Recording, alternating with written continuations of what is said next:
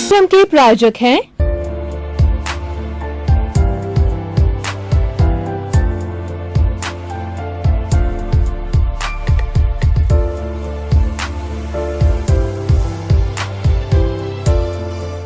श्रोतागण, channel 24 news plus में आप सभी का स्वागत है, अभिनंदन है, सत्कार है।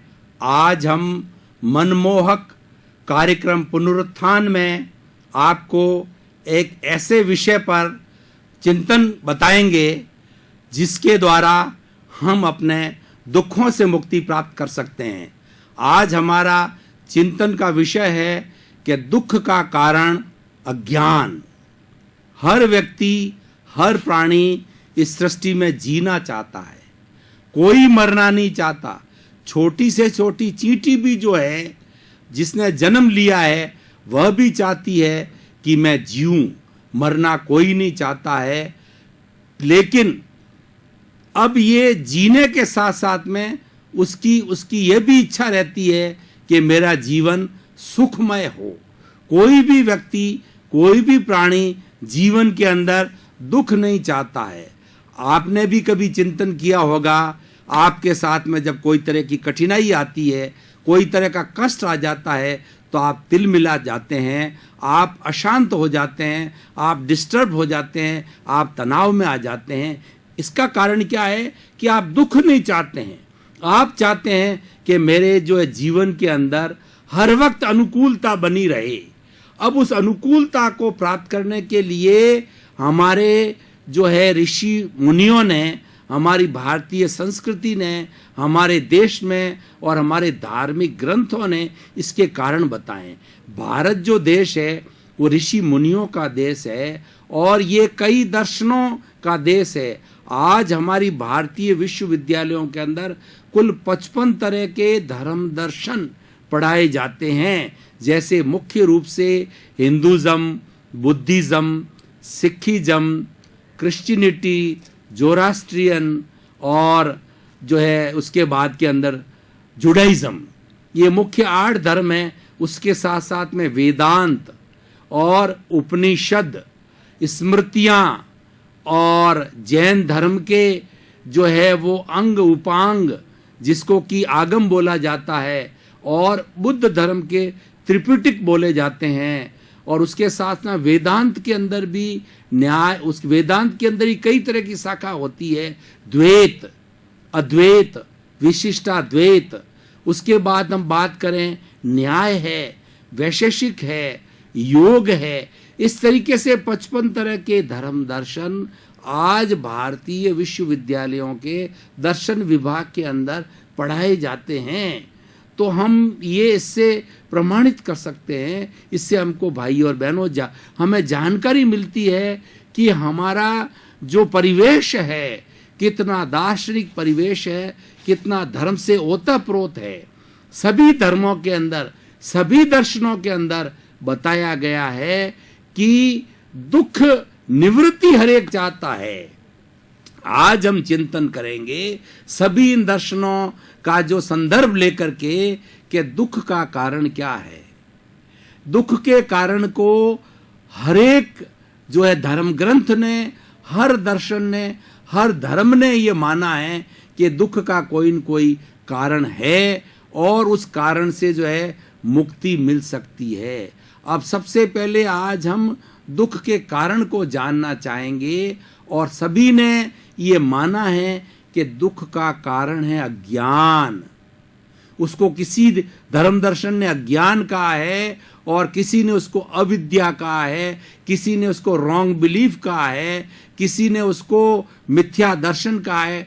अलग अलग नाम हो सकते हैं, लेकिन एक समसामयिक जो सबके, जिसको सर्वमान्य किया गया है, वह है अज्ञान। अब देखिए, अज्ञान से है तो अज्ञान, दूसरा ज्ञान। ज्ञान का अर्थ होता है सही समझ, अज्ञान का अर्थ होता है गलत समझ, रॉन्ग बिलीफ, राइट बिलीफ। हम हमारे दैनिक जीवन में भी ये जानते हैं कि अगर हमारी दिशा, जैसे हमें दिल्ली जाना है और दिल्ली के तरफ की हमने दिशा को पकड़ लिया है, को निश्चित रूप से हम दिल्ली पहुंचेंगे। लेकिन अगर हमने ट्रेन, बॉम्बे साइड की ट्रेन को पकड़ लिया, बॉम्बे साइड के अंदर ट्रेन में हम बैठ गए और हम चिंतन करेंगे कि हम दिल्ली पहुंचेंगे, तो हम नहीं पहुंच सकते। ये हमारा ज्ञान है, यानी हमारी सही सोच, सही समझ, सही विजन, पॉजिटिव थिंकिंग, ये सारा ज्ञान कहलाता है। और इसके विरुद्ध हम जाते हैं तो वो अज्ञान कहलाता है। अब हमें दो चीजें मिली, ज्ञान और अज्ञान की बात। तो हम इसके ऊपर चिंतन करेंगे कि ज्ञान किसे कहते हैं और अज्ञान किसे कहते हैं। देखिए, हमारे सामने दो तरह के जगत है। एक जगत जो हम आंखों से देखते हैं, एक जगत जो हमारे चारों तक परिवेश, ये सृष्टि हमें दिखाई देती है। जहां जहां तक मेरी नजर जाती है, आप सभी की भाई और बहनों नजर जाती है, तो वो सृष्टि दिखाई देती है, वह लौकिक जगत है। और एक पारलौकिक जगत है, उसके परे भी एक जगत है। अब होता क्या है कि हमने हमारा शरीर से जुड़ा हुआ, हमारे इंद्रियों से जुड़ा हुआ जो जगत है, उसको ही वास्तविक मान लिया। मैं ये नहीं कह रहा हूं वो वास्तविक नहीं है, लेकिन हम उसके अंदर रम गए, उसके अंदर ऐसे लिप्त हो गए कि यही सार की बात है। लेकिन अब इसके साथ साथ के अंदर एक जो पारलौकिक जगत है, जिसको कि हम ज्ञान की भाषा में बात करें तो आत्मा का जगत है। जब तक हम उस तक नहीं पहुंचेंगे, तब तक हमें सच्चा ज्ञान नहीं हो सकता।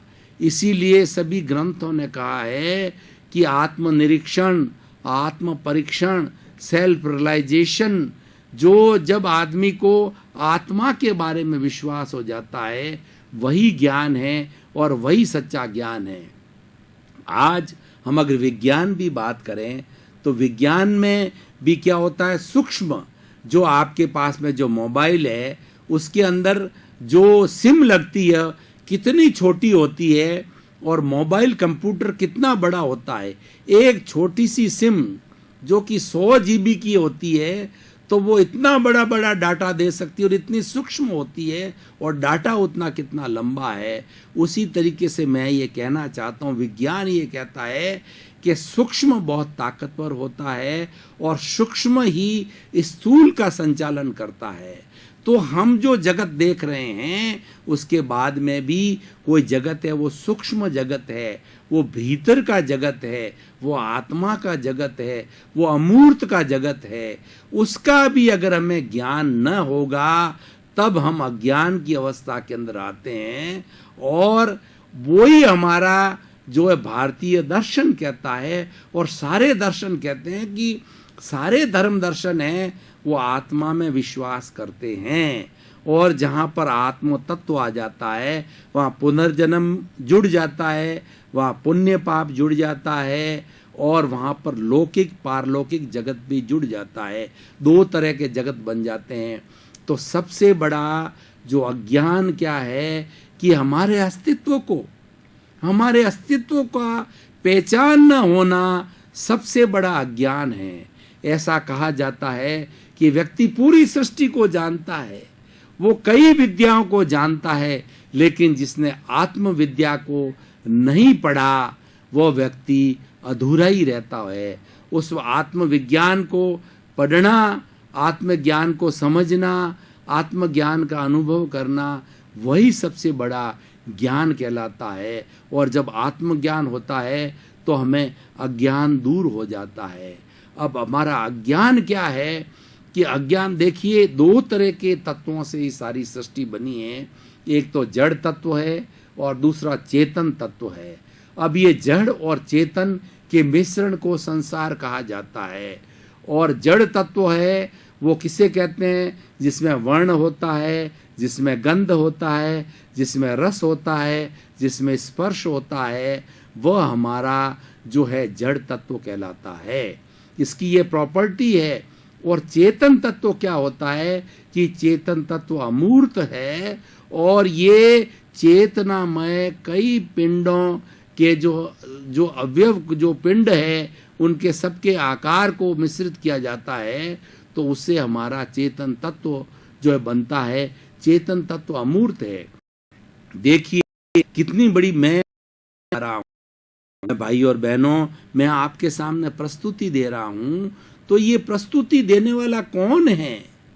ये क्या शरीर मात्र ही प्रस्तुति दे रहा है? नहीं, इसके अंदर एक ऐसा तत्व समाया हुआ है जो कि ज्ञान का भंडार है, जो कि अनंत ज्ञान वाला है, अनंत दर्शन वाला है, अनंत चेतनामय है, अनंत शक्तिमय है और अनंत सुख का धाम है। वो मेरे भीतर है, वो ही शरीर को संचालित कर रहा है। मैं आपको उदाहरण देना चाहता हूं कि एक व्यक्ति जिसका कि अंत समय आने वाला है, यानी ऐसी स्थिति उसको भयंकर रोग है कि उसका शरीर कभी भी छूट सकता है। अब देखिए वो व्यक्ति बात कर रहा है, लेकिन कुछ ही क्षणों के बाद के अंदर उसकी अपनी भाषा में बात कहें कि श्वास निकल जाता है या आत्मा निकल जाती है, तो वो क्या होता है, एक मिट्टी समान हो जाता है, वो जड़ तत्व बन जाता है। अब आप बताइए कि ऐसी क्या चीज थी जो कुछ क्षण पहले वह बोल रहा था, हलन चलन कर रहा था, बात कर रहा था, और अचानक वो एक मिट्टी की तरह जड़ की तत्व क्यों बन गया?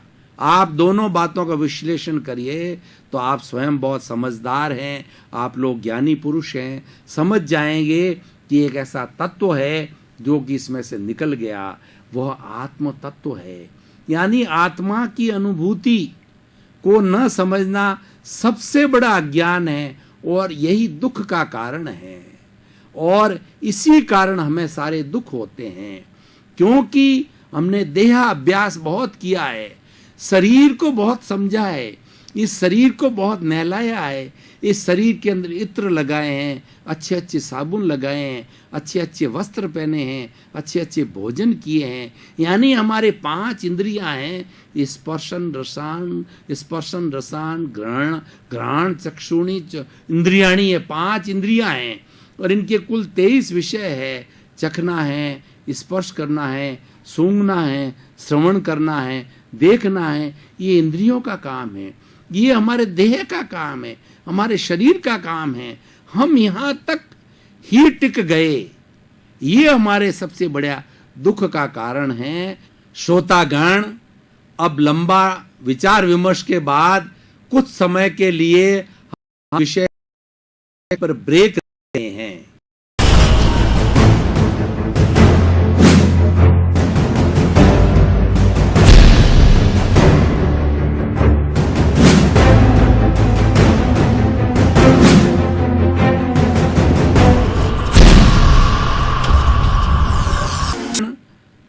ब्रेक लेने के बाद में हमारा जो निर्धारित विषय है उसके ऊपर हम पुनः चिंतन मनन और निध्यासन प्रारंभ कर रहे हैं।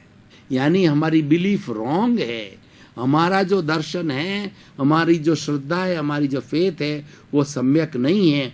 ट्रिपल ज्वेल कहा जाता है हमारी भारतीय संस्कृति में कि ट्रिपल ज्वेल यानी हीरा, वो 3 हमारे हीरे मुख्य कौन से हमारी संस्कृति के पहले है हमारी राइट फेथ, दूसरा राइट नॉलेज और तीसरा है वो राइट कंडक्ट, यानी हमारा सम्यक दर्शन, सम्यक ज्ञान और सम्यक चारित्र। जब ये तीनों इकट्ठे होते हैं तो हमारा जो ज्ञान है वह पुष्ट होता है, एक दूसरे की ये पूरक है। इसको समझना, और खाली समझना ही नहीं, इसको हमारी श्रद्धा का विषय बनाना, हर वक्त हमारे जहन में रहे, हर वक्त हमारी सोच में रहे कि शरीर के परे भी कोई तत्व है।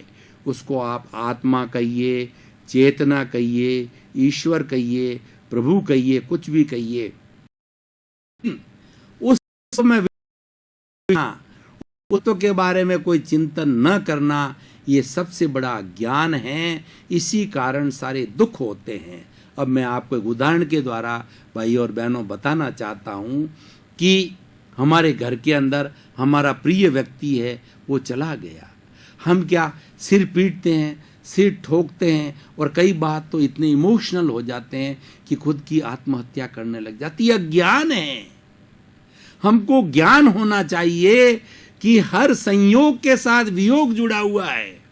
जिसने जन्म लिया है उसको जाना है। जन्म का दूसरा नाम ही मृत्यु है। जिस दिन से जन्म प्रारंभ हुआ है हमारे मृत्यु के हम धीरे धीरे धीरे करीब रहे हैं। हमारा हाल है 100 वर्ष, तो जितने दिन हम जीते हैं 15 दिन जिए तो 100 वर्ष में से 15 दिन कम हुए। यानी आज जो हमारे साथ है, हमारे साथ हमारा बेटा है, हमारी पत्नी है या हमारा भाई है, वो निश्चित रूप से प्रकृति का नियम है कि जो संयोग हमारे साथ में आया है उसका वियोग निश्चित है। और हम इस नियम का पालन नहीं करते हैं, इस ज्ञान को नहीं जानते हैं। ये हमारा सबसे बड़ा अज्ञान है और यही दुख का कारण है। तभी हम सिर पीटते हैं।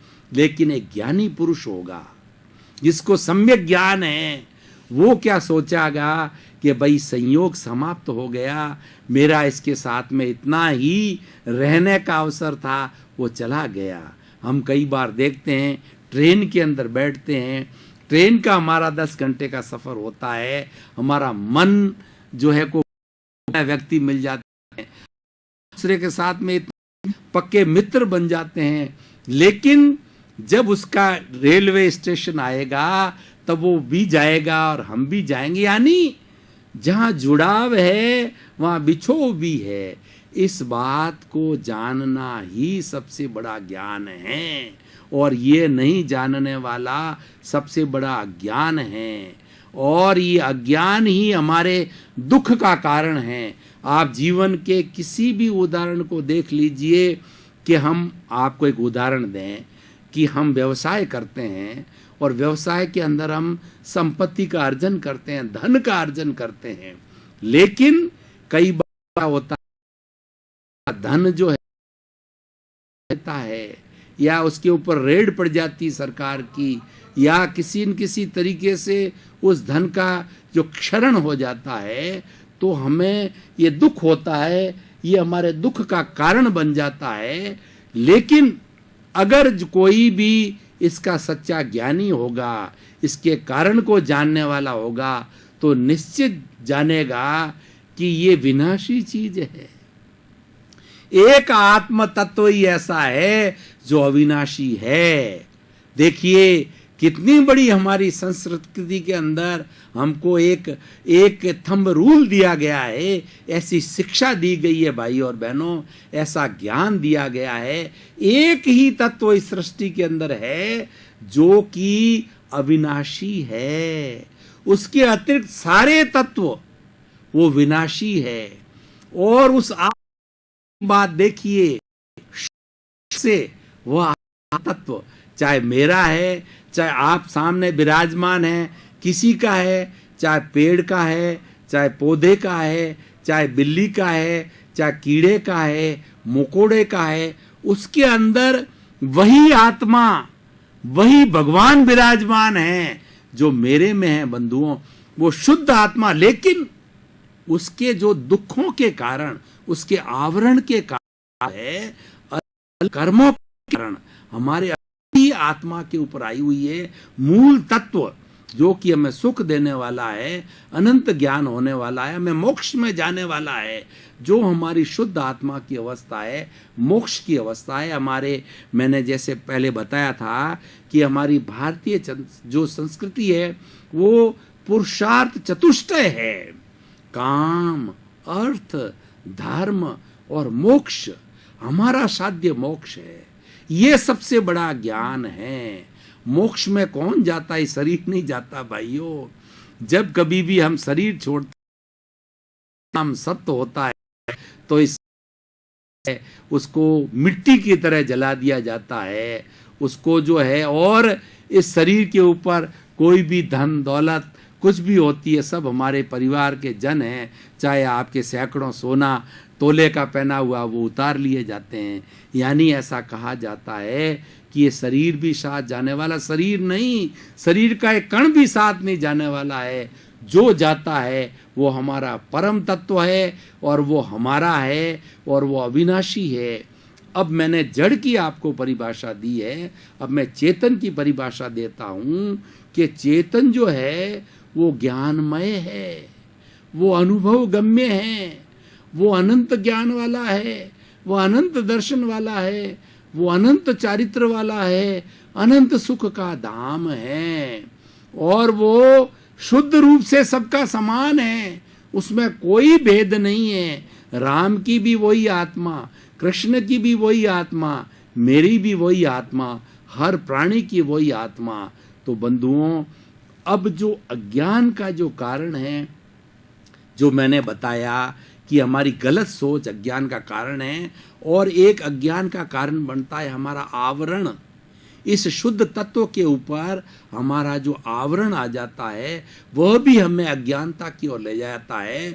उसको कर्म कहा जाता है। एक ऐसा तत्व कर्म होता है जो कि अशुद्धि के रूप में हमारा शुद्ध तत्व जो कि मोक्ष में जाने वाला है, मोक्ष में जाने पुनः कभी उस साथ में कर्म रूप जी अशुद्धि जुड़ गई है। मैं आपको भाई और बहनों उदाहरण देना चाहता हूँ कि अभी कोलार गोल्ड फैक्ट्री में कभी गए हों, कर्नाटक के अंदर कोलार में, तो वहाँ आपने कभी देखा हो तो वहाँ जमीन में से जो है वो छोटे छोटे जो है वो मिट्टी के साथ में जो सोने के कण होते हैं, उस मिट्टी और सोने को निकाला जाता है और फिर उस मिट्टी को जो कई रासायनिक जो प्रक्रियाओं के द्वारा शुद्ध किया जाता है और शुद्ध करके फिर 24 कैरेट का सोना बनता है। बंधुओं, वो हमारा आत्म तत्व है और उस तत्व के साथ के अंदर ये मिट्टी जो थी उसको अलग करने से 24 कैरेट का सोना बना। जो अलग हुआ वो हमारे कर्म हैं। वो जितने जितने भारी कर्म हैं उतना उतना आत्मा हमारी भारी है। और ये भारी कर्मों के कारण जो है व्यक्ति जो है जैसे कि विकास नहीं होता है। मैं आपको उदाहरण दूं कि हमारे शरीर में 5 इंद्रियां हैं, 1 इंद्री, 2 इंद्री, 3 इंद्री, 4 इंद्री और 5 इंद्री। पहली इंद्रिय स्पर्शन, यानी जिसके मात्र शरीर होता है, मात्र स्पर्श होता है, जैसे कि पेड़ पौधे, पृथ्वी, जल, अग्नि, वायु, ये और ये पेड़ पौधे, ये सारे वायरस, ये सब एक इंद्रिय के जीव है। यानी वो सिर्फ स्पर्श को ही जानते हैं, बाकी कुछ चीज नहीं जानते। उसको टच किया जाएगा तब मालूम पड़ेगा उसको कि मुझे कोई टच कर रहा है, तब उसको अंदर संवेदना होगी। उसमें वही संवेदना है जो आप में और मेरे में है, ईश्वर में है संवेदना, क्योंकि आत्मा सारा एक सा ही है। ज्ञान का विषय है। इसके बाद ऐसा ज्ञान है जो कि अज्ञान को मिटाता है। तो वो एक इंद्रिय जो है उसका स्पर्श होता है, स्पर्शन रसन। और दूसरा ऐसे कुछ प्राणी होती हैं, लट है, गिंडोला वगैरह जो चलते हैं, उनके क्या है कि शरीर भी है, मतलब उनके चमड़ी भी है, स्पर्श को हम चमड़ी कह सकते हैं, और रसन यानी जीभ है। तो ये 2 इंद्रिय वाला प्राणी हो गया। 3 इंद्रिय वाला स्पर्श रसन घ्राण, यानी जो है वह सुनता भी है, घ्राण उसकी सुनने की शक्ति है। स्पर्शन घ्राण का मतलब गंध होती है, उसको सुगंध दुर्गंध आती है, उसके नाक जैसी इंद्रिय होती है। और चक्षु चौथा इंद्रिय वाला होता है, वह प्राणी देखता भी है और जिससे मच्छर है, मक्खी है। और 5 इंद्रिय वाले पूर्ण जीव होते हैं, जैसे आप हैं, मैं हूँ, मछली है, और दूसरा आपकी गाय है, भैंस है।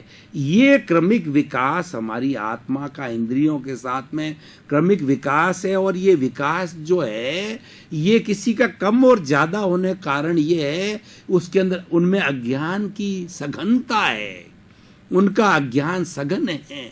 और हम मनुष्य हैं, अगर हमने ज्ञान प्राप्त कर लिया है तो हमारा सघन अज्ञान जो है ना वो मिट जाता है।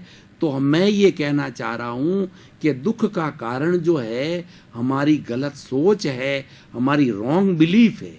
एक कारण हम संस्कार जाता है कि ये सारी सृष्टि है, ये अपने नियमों से चलती है। इसको हम व्यवस्थित शक्ति कह सकते हैं। इसको चाहे परमात्मा कहो, चाहे ईश्वर को, सृष्टि को चलाता है और इसके अपने नियम हैं। व्यवस्थित शक्ति अपने नियम से चलती है। आप मेरे दुख का कारण अज्ञान को बहुत ही वो एकदम शांतिपूर्ण तरीके से, तारतम्य से उसको सुना। आप और हमारे बीच में हम ऐसे हो गए, तादात्म्य बन गया। आप और मैं एक जुड़ गए और दुख के कारण को हमने जाना। तो आज हम इस यहीं पर विराजेंगे, विषय के साथ फिर मिलेंगे। आप सबका धन्यवाद, स्वागत, आपको बहुत बहुत प्रणाम। प्रायोजक हैं